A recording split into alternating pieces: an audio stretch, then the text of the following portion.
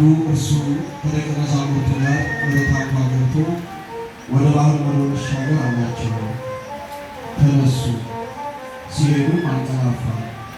አውሎ ነፋስም በባህር ላይ ወረደ። ውሃው ታንኳይቱን ይሞላ ነበርና ተጨነቁ። ቀርበው አቤቱ አቤቱ ጠፋን እያሉ አስነሱት። እርሱ ገብቶ ነፋሱንና የውሃውን ማዕበል ገሰጻቸው። ተው ጸጥታ ሆነ ሲልበት አመስሉ በሉቃስ ወንጌል ምዕራፍ 8 ቁጥር 24 ያቀርባል። የሚማማራቸው ይጀምራል። እጃቸውን ሲዘርጉ እንደዚህ ማለት በማዕበል ጉልበት ተጨንቀን እያለ አድነን ስንለው ሞገዱ ዝም አለ። ነፋስ ማዕበሉ የሚገስጽ ማን ነው? የሁሉ ፈጣሪ ክርስቶስ አምላክ። በማዕበሉ ተጨንቀን አድነን ስንለው ሞገዱ ነፋስ ማዕበሉ ነፋስ ማዕበሉ የሚገስጽ ማን ነው? የሁሉ ፈጣሪ ክርስቶስ። የኢትዮጵያ ጭንቀት የኢትዮጵያ ጭንቀት የሚገስጽ ማን ነው? የድንግል ማርያም ልጅ ክርስቶስ አምላክ።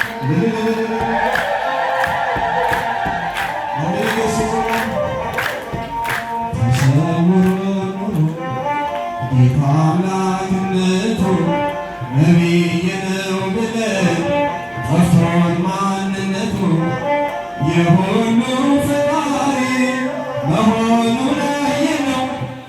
ነፋሱን ሲገስጽ ማዕበሉን ሲያቆም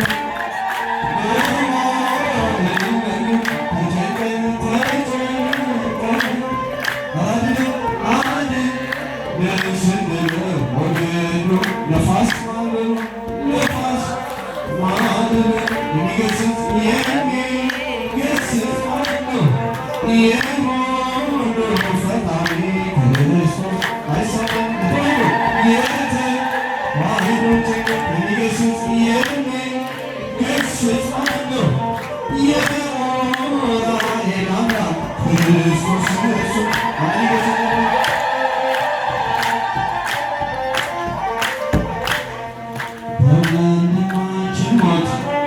እንደኛ ልቅስ ሐዘን በቤት ሆኖ ሞተኛ የነገሰ አልዓዛር ሲነሳ ወደ አምላክ ሲሰራ እንደሆነ አወቅን አምላክ ከእኛ ጋር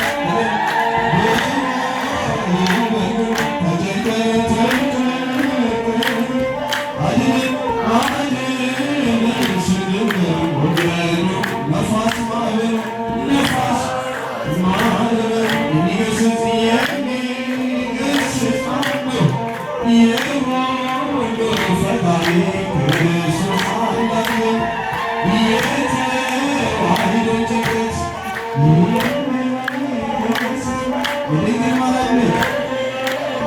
ማርያም ክርስቶስ አምላክ የሚገስጽ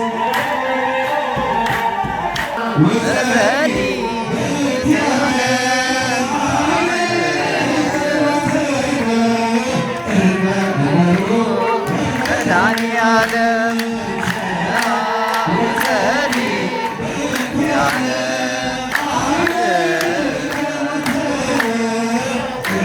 ነበሩ ለመድኃኒዓለም ሰላም ሊቀ መላእክት ዑራኤል መላከ ሰላም ሊቀ መላእክት ዑራኤል ሰላም ወሰሊ